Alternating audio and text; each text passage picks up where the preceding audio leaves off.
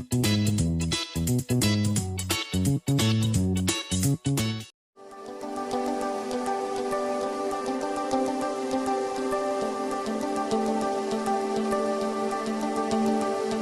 आपको आज के डेट में बहुत जल्दी पैसा कमाना है तो आपका सबसे बेस्ट वे है कि आप अपना खुद का कोई बिजनेस स्टार्ट करें और वहां से आप बहुत जल्दी पैसा कमा सकते हैं, बहुत जल्दी ग्रो कर सकते हैं।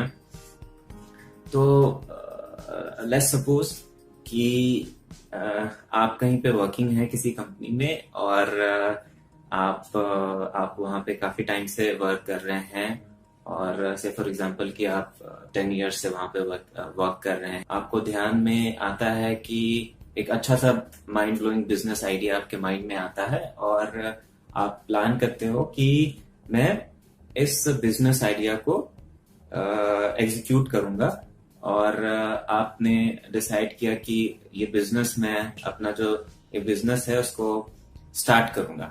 तो आपके पास जो भी सेविंग्स थी, से फॉर एग्जांपल कि आपने 15 लाख की सेविंग करके रखी हुई थी, आपने सोचा कि मैं ये 15 लाख से एक अपना स्टार्टअप स्टार्ट करूंगा। तो हुआ क्या कि आपने अपना खुद का एक स्टार्टअप स्टार्ट कर लिया और 15 लाख आपने कंपनी में इन्वेस्ट कर दिए। अब कुछ दिनों के बाद कंपनी अच्छे से रन कर रही है, आपको थोड़ा बहुत प्रॉफिट भी हो रहा है, बट बहुत ज्यादा प्रॉफिट अभी नहीं हो रहा है। अब आपने डिसाइड क्या किया कि आपको ये बिजनेस थोड़ा और एक्सपेंड करना है। आप अभी एक ब्रांच या एक कंपनी ओपन आपने की हुई थी, अब इस कंपनी के कहीं और जगह भी आपको ब्रांचेस ओपन करने हैं। तो आपने डिसाइड किया कि या तो मैं बैंक के पास जाऊं। अगर आप बैंक के पास जाते हो तो आपको ईएमआई देनी पड़ेगी और आपकी अर्निंग अभी बहुत ज्यादा नहीं है। सो आपने क्या किया कि आपको एक दूसरा बंदा मिलता है कोई जो कि आपके जैसा ही लाइक माइंडेड है और वो आपके बिजनेस में इन्वेस्ट करना के लिए एग्री हो जाता है। तो क्या हुआ कि उसने आपको आपके बिजनेस में 15 लाख और इन्वेस्ट किए और एज अ पार्टनर आपके साथ वो काम शुरू कर दिया उसने। तो अभी टोटल आपकी कंपनी की वर्थ 30 लाख की होगी। तो आप दोनों ने मिलके अभी अपना एक पार्टनरशिप फर्म एस्टेब्लिश कर लिया। अब कुछ दिनों के बाद क्या होता है कि आपकी जो फर्म है, पार्टनरशिप फर्म, वो और भी ग्रो हो जाती है और बिजनेस थोड़ा और ग्रो होता है, अर्निंग्स थोड़ी और अच्छी हो जाती है। अब आपने डिसाइड किया कि मैं इस पार्टनरशिप फर्म को और ग्रो करूंगा। मैंने अभी 2 स्टेट्स में ब्रांचेस ओपन किए हैं। मैं चाह रहा हूं कि और सारे स्टेट्स में मैं अपने ये ब्रांचेस ओपन करूं।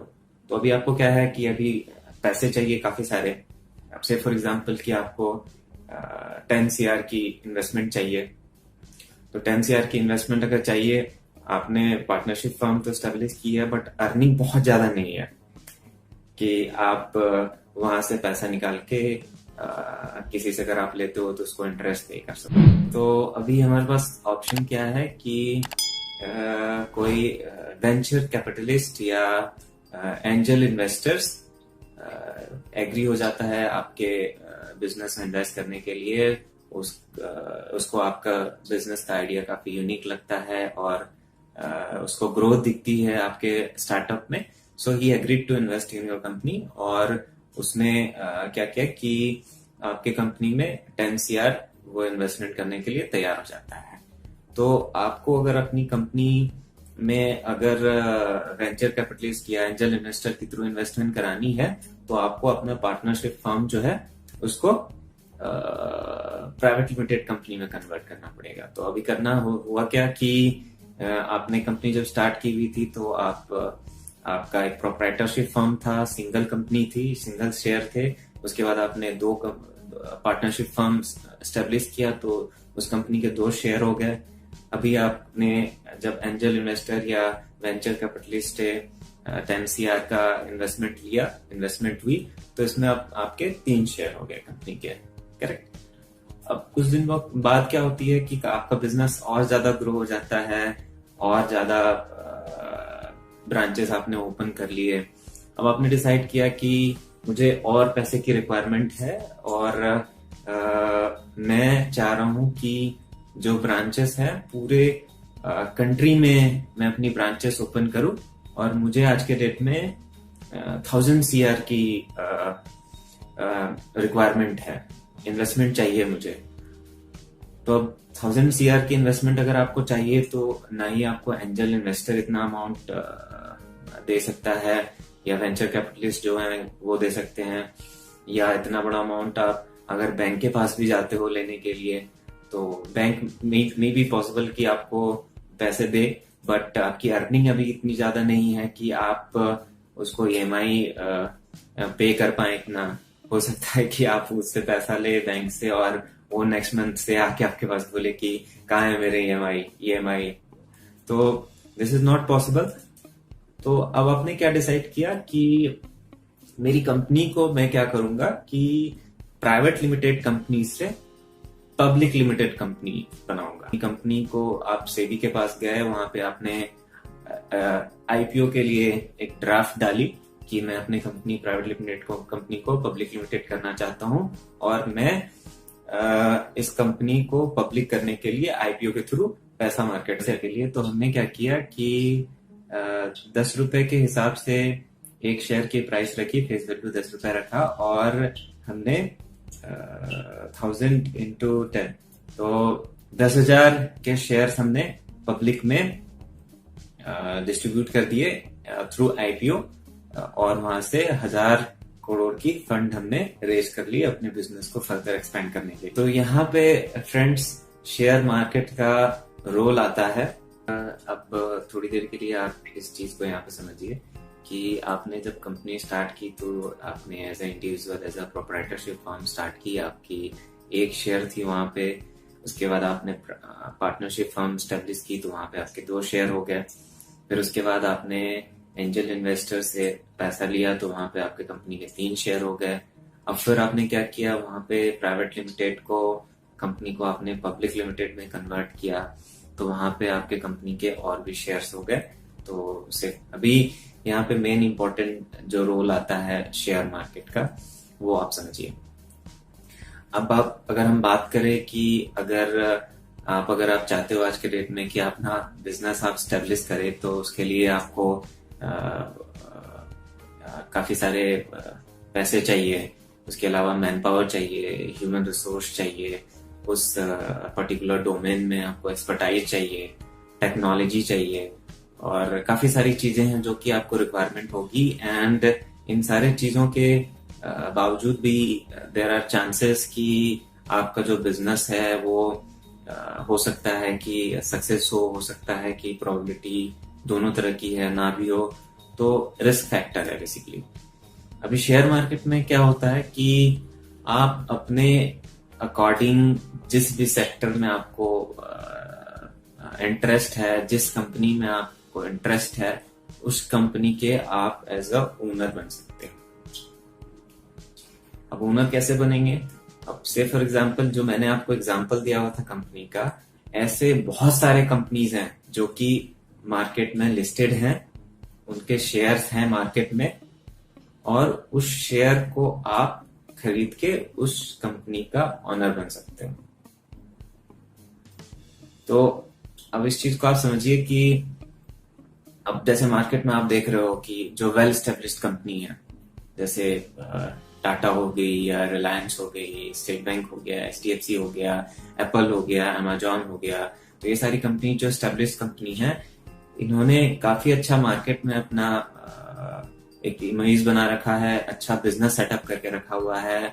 अगर आज के डेट में हम अमेजॉन की बात करें या एप्पल की बात करें तो ये सारी ऐसी कंपनीज हैं कि जो कि मार्केट में अच्छा अपना एक स्ट्रॉन्ग गुडविल है, इन्होंने अच्छा खासा मार्केट में अपनी वर्ल्ड मार्केट में इमेज बना रखी हुई है, सेल्स वॉल्यूम काफी अच्छा है। तो ऐसे कंपनी के रेवेन्यू ग्रोथ अच्छे हैं, ये कंपनीज कभी फेल नहीं हो सकती है। तो अगर आप पैसा अगर ऐसी कंपनी में इन्वेस्ट करें जो कि कंपनी वेल एस्टेब्लिश्ड है, मार्केट में अच्छा रेवेन्यू ग्रो प्रोवाइड करा रही है, तो चांसेस ज्यादा हैं आपके कि आपको वहां से अर्निंग्स और पैसा आप इजिली बना सकते हो। करेक्ट? तो अभी आपके पास बहुत सारे ऑप्शंस हैं मार्केट में कि आप अपने चॉइस के किसी भी कंपनी में, किसी भी सेक्टर में, चाहे वो बैंकिंग सेक्टर हो या फार्मा सेक्टर हो, आईटी सेक्टर हो, एनबीएफसीज हो, किसी भी सेक्टर में आप पैसा इन्वेस्ट कर सकते हो और किसी भी कंपनी का एज अ शेयर ओनर बन सकते हो। तो आपको छोटे से छोटे अमाउंट या बड़े से बड़े अमाउंट, कोई भी अमाउंट आपको इन्वेस्टमेंट करना है तो आप कर सकते हैं।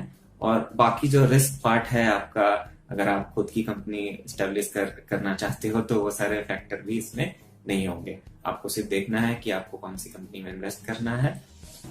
तो फ्रेंड्स, अगर हम बात करें कि शेयर बाजार होता क्या है, तो शेयर मार्केट एक ऐसा प्लेटफॉर्म है, ऐसी मार्केट है जहां से आप किसी भी कंपनीज के शेयर में इन्वेस्टमेंट कर सकते हैं और उस कंपनी का शेयर होल्डर बन सकते हो।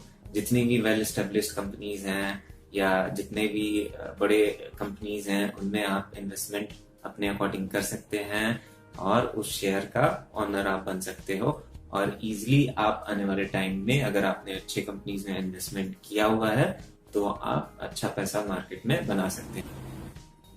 सो फ्रेंड्स, अगर हम बात करें कि ये जो शेयर बाजार है या स्टॉक मार्केट है वो रन कैसे करता है, तो फ्रेंड्स, हर एक कंट्री में एक स्टॉक एक्सचेंज होता है जिसमें कि जितनी भी कंपनीज हैं उनको लिस्ट होना होता है। सो बेसिकली अगर हम अपने कंट्री इंडिया की अगर बात करें तो बेसिकली हमारे यहाँ दो स्टॉक एक्सचेंज है, Bombay stock exchange BSE and national Stock exchange NSE।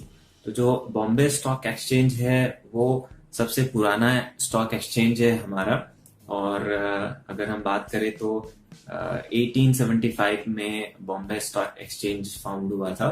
This is the oldest stock exchange in India. और दूसरा जो अपना स्टॉक एक्सचेंज है वो नेशनल स्टॉक एक्सचेंज है, जो कि आपका 1992 में फाउंड हुआ था। तो बेसिकली जितनी भी कंपनीज हैं, सारी ही कंपनीज को इन दोनों स्टॉक एक्सचेंज के अंडर में लिस्ट होना होता है। और अगर हम बात करें तो BSE में at present around 5500 companies listed हैं। और अगर हम NSE की, नेशनल स्टॉक एक्सचेंज की अगर बात करें तो उसमें अराउंड 1900 के अप्रॉक्स कंपनीज लिस्टेड हैं। सो फ्रेंड, जितनी भी कंपनीज हैं वो इन दोनों स्टॉक एक्सचेंज के अंडर में लिस्टेड हैं। और अगर किसी को किसी भी शेयर में इन्वेस्ट करना है या कोई शेयर बाय करना है तो इन दो स्टॉक एक्सचेंज के थ्रू ही हम कोई भी शेयर कंपनीज के बाय सेल कर सकते हैं। सो फ्रेंड्स, एक चीज यहाँ पे बेसिकली आती है, आपने काफी बार सुना होगा कि आज बाजार ऊपर 100 पॉइंट बंद हुई है, आज बाजार नीचे था, या आज सेंसेक्स ऊपर थी या निफ्टी आज डाउन था। ये काफी बारी आपने सुना भी होगा।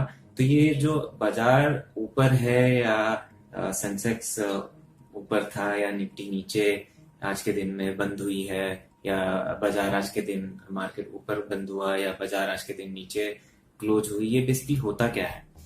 तो अगर हम बात करें कि जो अपना स्टॉक एक्सचेंज है उसमें बेसिकली NSE और BSE दो स्टॉक एक्सचेंज है जहां पे कि सारी कंपनीज लिस्टेड है, करेक्ट। अब यहाँ पे एक चीज बात आती है कि जो अगर हम BSE की बात करें तो BSE में 5500 कंपनीज लिस्टेड हैं और NSE में 1900 कंपनीज लिस्टेड हैं।